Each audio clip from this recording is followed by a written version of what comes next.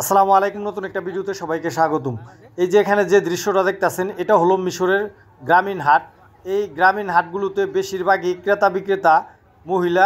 মিশরের গ্রামীণ হাট বাজারগুলোতে পুরুষের থেকে মহিলার সংখ্যা বেশি, ক্রেতা এবং বিক্রেতা উভয়ই। মিশরে বিভিন্ন ফলমূল, শাক সবজি মধ্যপ্রাচ্যের অন্যান্য দেশের তুলনায় এখানে খুবই কম দাম। মধ্যপ্রাচ্যের সবচেয়ে কম দাম হলো এই মিশরের শাকসবজি, বিশেষ করে ফলের দাম।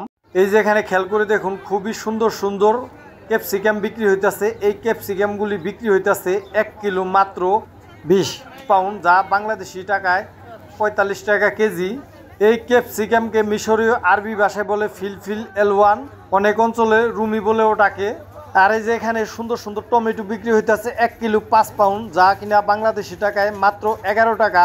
এই টমেটোকে মিশরীয় আরবি ভাষায় বলে টমেটো।